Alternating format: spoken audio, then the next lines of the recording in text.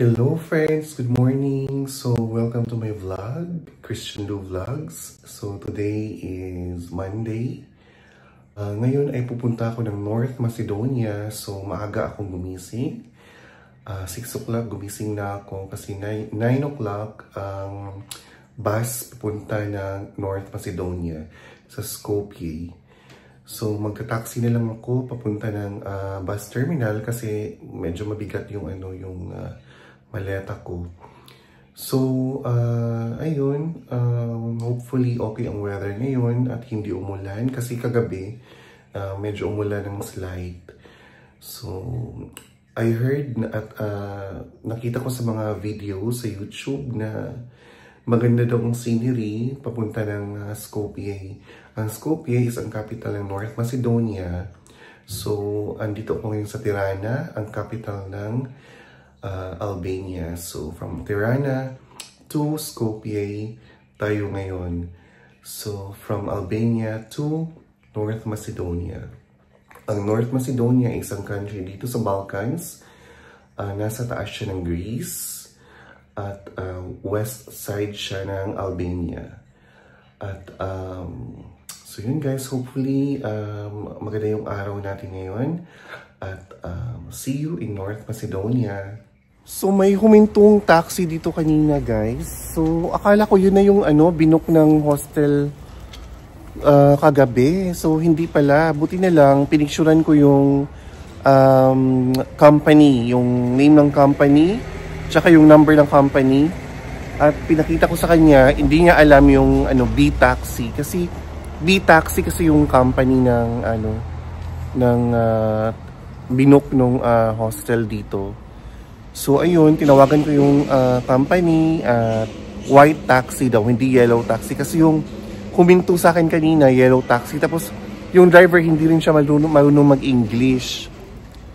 So ayun, buti lang hindi ako sumakay guys. So guys, andito na ako sa taxi.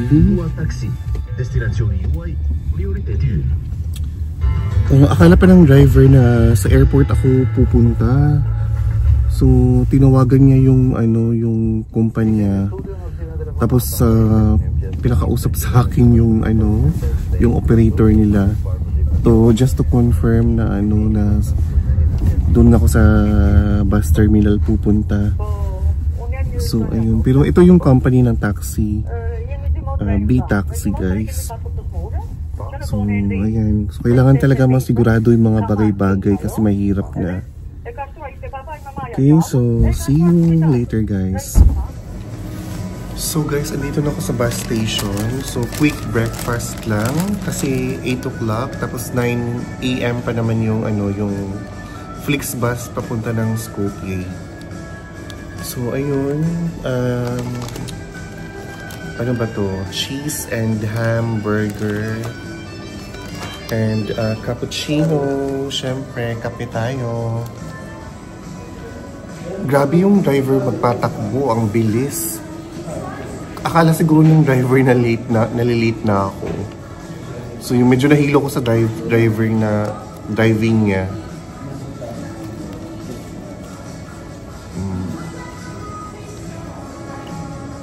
Back to tinapay and sandwiches na naman guys.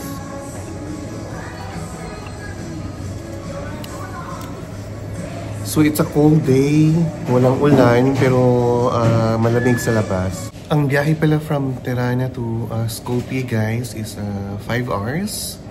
So may dalawang stops lang kami. Siguro kain or mag-CR.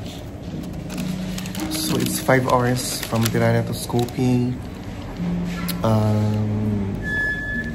Kasi 9 AM ang dating namin doon is 2 PM na. Ang gusto ko lang dito sa Balkans guys tsaka sa Europe in particular, ang hilig nilang magkape. Ang dami nilang coffee shops. Tapos hindi nila pinapatronize ang Starbucks.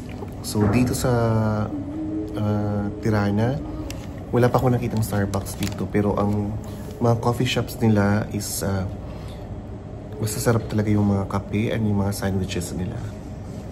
So walang sinabi ang Starbucks guys.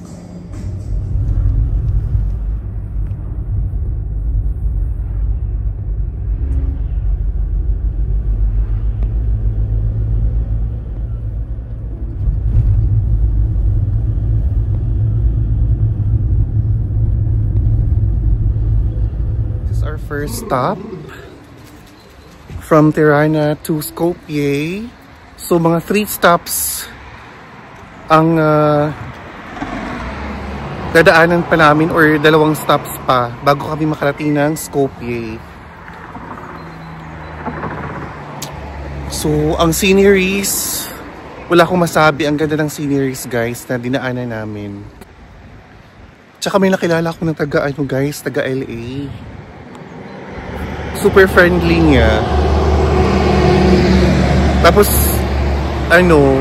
humingi siya ng sa akin ng Wi-Fi password sa data ko.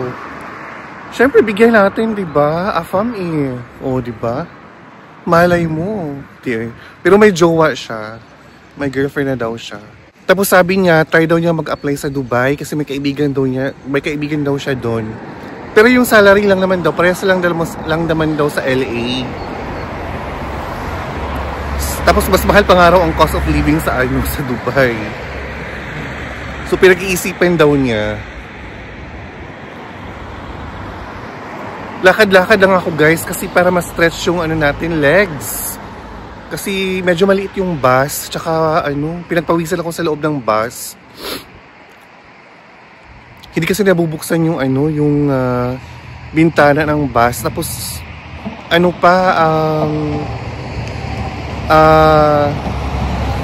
walang AC. Say hi to my vlog. Hey buddy. I have a vlog. Christian Lou Vlogs in YouTube. Yeah, he's from LA? LA, yeah. Los Angeles. Los Angeles, California. Your good name? Huh? Your name? Valentino.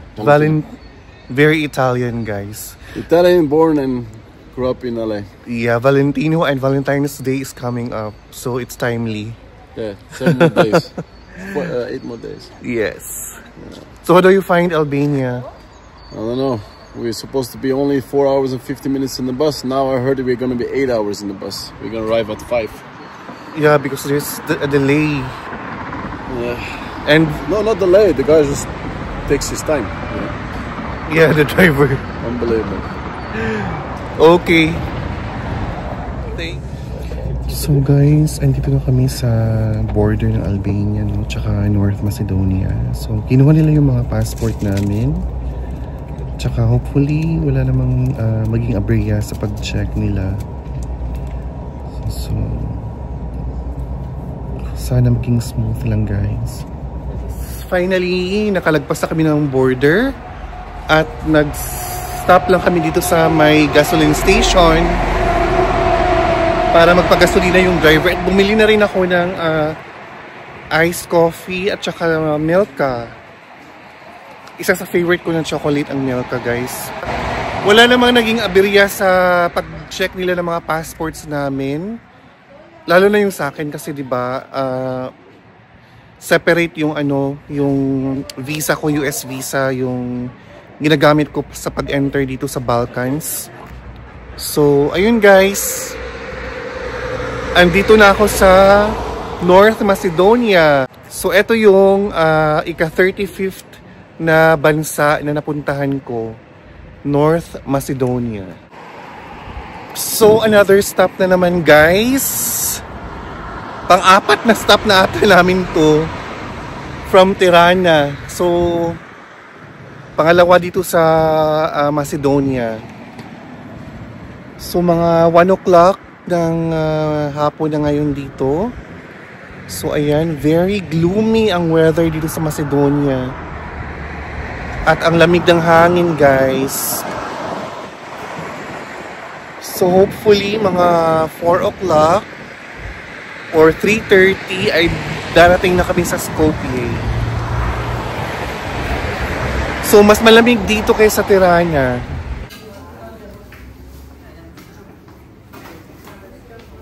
This one? One? Yeah, one. Take out. Guys, pang-apat na kape ko na ata to ngayong half day pa lang. Pang-apat na kape ko na to guys.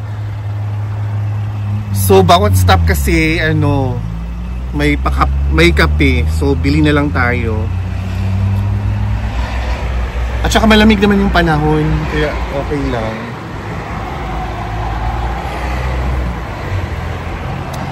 So welcome to Macedonia.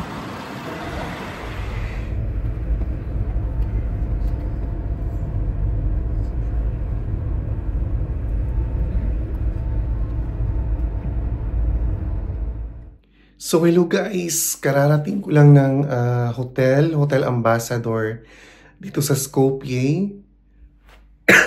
Super haba ng biyahe guys.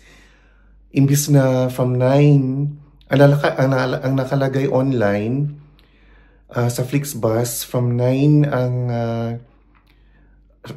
until 1:50 or 2 p.m. Darating na kami dito sa Skopje, pero umabot ng alas 5 from 9 to 5. Umabot ng 8 hours ang biyahe guys kasi yung driver ang dami ng stops. Tapos nag-aano talaga siya, minsan ang stop namin 20 minutes, ganun.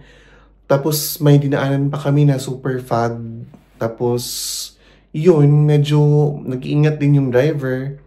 Syempre diba slowly but surely. So mahirap na, sobrang labo yung visibility pag super foggy yung daanan. So yun, umabot ng 8 hours guys yung biyahe namin. So nakakapagod din. So finally, andito na ako sa hotel. At from the bus station, nag-taxi na lang ako. Mabait naman talaga yung driver guys. Medyo maedad na siya. So 10 euros from bus station to here sa hotel na pinag-stayhan ko, Hotel Ambassador. So from bus station, nag-taxi na lang ako guys kasi nakakapagod na talaga. Parang gusto ko nang matulog. Mabait naman yung driver. Talagang tinulungan niya ako maghanap sa hotel na ito, Hotel Ambassador. Although naman may Google Maps, talagang nag-effort pa talaga siya na magtanong-tanong sa mga tao sa labas kung saan yung hotel, tsaka tinulungan niya talaga ako magbuhat siya na mismo nagbuhat ng maleta ko.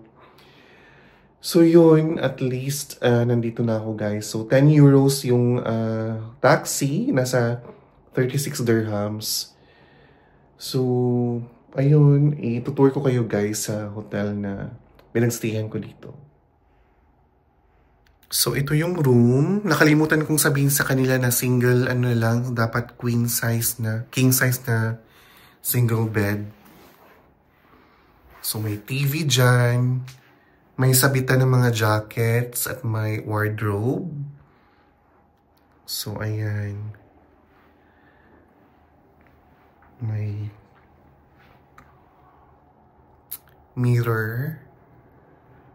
Yan, may table, may fridge na maliit. At yung toilet na napaka-colorful. So, walang bidet na naman. Ito talaga mahirap sa ibang bansa, walang mga bidet, char. At yan.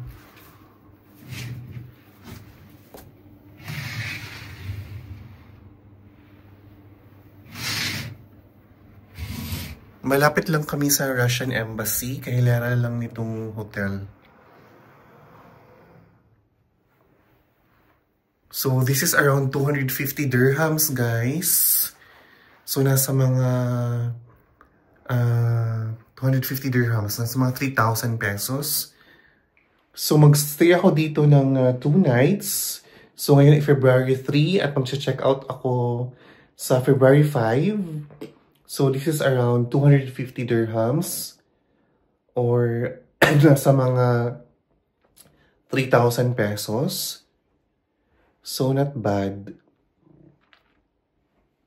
Kasi sa UAE ang mahal ng mga hotels. One day lang mga 250, ganun.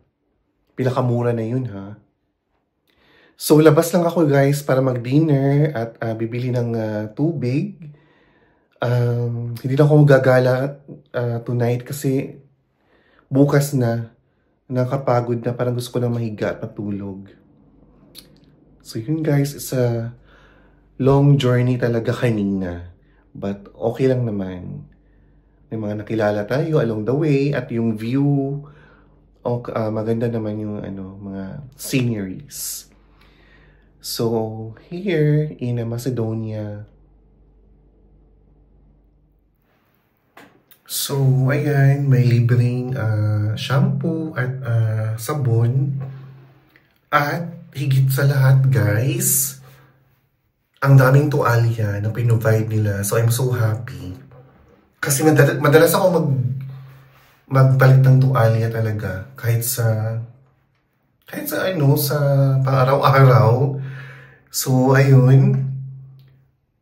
At kasama na ang breakfast pala dito sa hotel.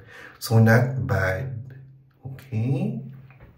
Ayan ang hair dryer na hindi natin magagamit. Okay. So ayan pa oh. May pa talaga. May rug. Ayan. Yung heater.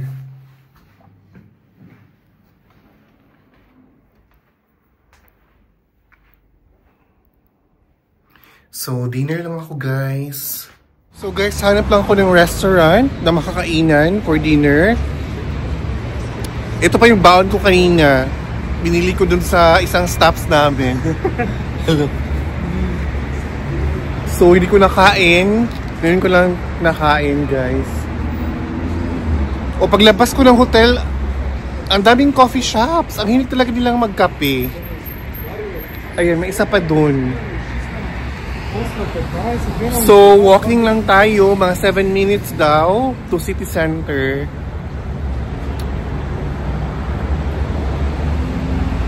So, dito pala pinanganak si Mother Teresa, guys, of Calcutta, dito sa Skopje. So, puntahan natin yung, may chapel siya dito eh. Puntahan natin bukas. So, lakad-lakad lang tayo dito sa city center ng Skopje, guys. Medyo malamig ngayon ang temperatura. Nasa 7 degrees. Ay, ang ganda ng Marriott, guys, oh. Marriott Skopje.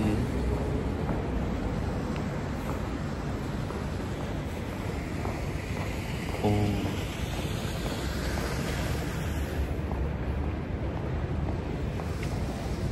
So, eto na ang city center.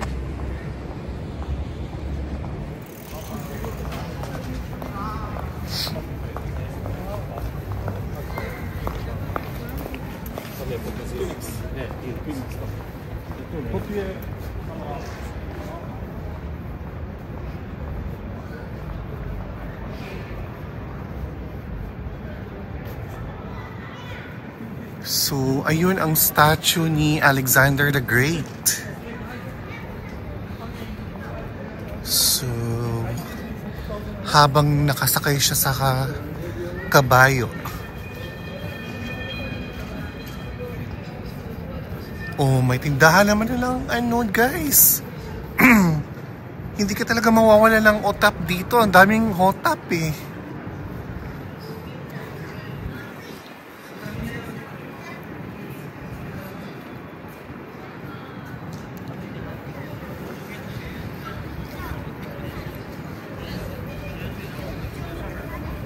Ang ganda ng mga buildings nila. Ang lakas maka-Paris, guys.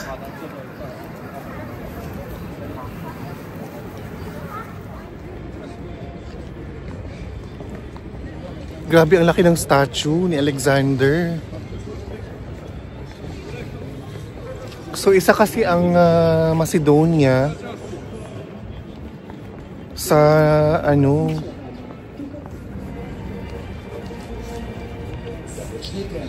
grabe, ang laki ng statue ni Alexander the Great.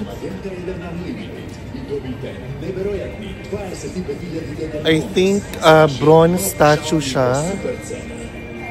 So si Alexander the Great kasi ay pinanganak dito sa Macedonia or Macedonia noong 356 BC. July 21 or 20, if I'm not mistaken. So pinanganak siya dito sa Macedon. Tatay niya si King Philip II. So, ayan ang kanyang statue.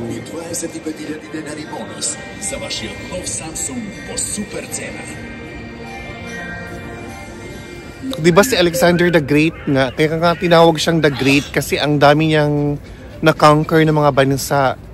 From Middle East to Europe. Diba? To think guys, he was very young nang nasakop niya ang mga bansang yun. Ang bata pa niya, namatay siya at the age of 32. O diba? So ako parang ako nung 32 years old pa ako or 30s, wala batang isip. Char lang guys. So ang ganda ng Skopje. Ayan o. Oh. Ang ganda guys. Anyways, nagugutom na ako. So pumunta tayo ng Skopje para Burger King. Char lang guys. So guys, nagpunta lang tayo ng Macedonia, no? Para lang kumain dito sa Burger King. Pero 6:30 pa lang guys. At tignan mo yung Burger King nila, walang katao-tao.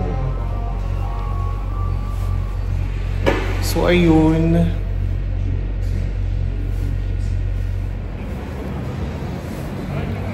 So guys, hindi na kinaya ng aking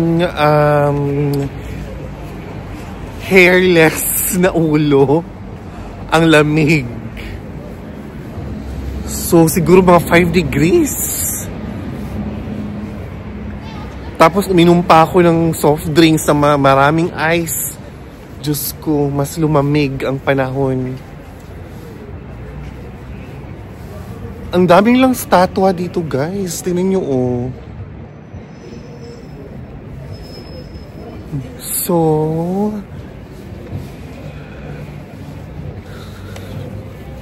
bumili lang ako ng tubig kasi walang tubig pala sa sa kwarto. Sorry guys, nabusog ako sa Burger King. Ang laki talaga ng statue ni Alexander, oh.